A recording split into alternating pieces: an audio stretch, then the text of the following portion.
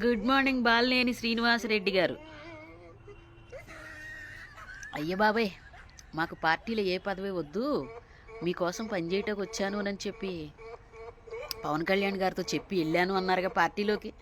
ఇంకెందుకు ఇంత ఆర్భాటాలతో 3 రోజుల నుంచి ఒకటే యూట్యూబుల్లో మీడియాతో మీ ఇష్టం వచ్చినట్టు నోటుకొచ్చిందల్లా మాట్లాడుతున్నారు. అర్ధరాత్రి జగనన్న మీ దగ్గరికి ఫైల్ పంపించాడా?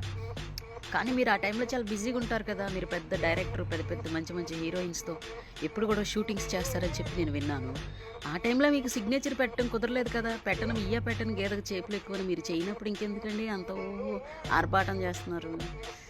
పార్టీలో ఉండి మీరు ఏదైనా ఫైట్ చేస్తే మీకు రెస్పెక్ట్ ఇచ్చేవాళ్ళం, కానీ పార్టీలో నుంచి బయటికి వెళ్ళిపోయి మీ నోటుకు వచ్చిందల్లా మాట్లాడి ఏదో మీరు ఈ రకంగా లేనిపోని బురదంతా జగనన్న మీదని పార్టీ మీద వేసేస్తే మీకు పవన్ కళ్యాణ్ గారు పదవి ఇచ్చేస్తారని ఆశపడి మీరు ఏమైనా చేస్తున్నారేమో, కానీ మీరు ఎంత హరికథ చెప్పినా పళ్ళెం లేసే ఆ 10 పైసలు మాత్రమే ఉంటుంది. ఎందుకంటే వాళ్ళు మిమ్మల్ని యాక్సెప్ట్ చేయట్లా. అక్కడ ముందు అది తెలుసుకోవాలి. మీరు రెడ్లు అనేవాళ్ళు యుగోయిస్టులు అయి ఉంటారు. కొంచెం ఎంతైనా నేను ముందుండాలి, అన్నిట్లో నా చేయి పైన ఉండాలని ఆశపడతారేమో, కానీ లంగా కబుర్లు, లంగా చేష్టలు అసలు ఎవరు చేయరు.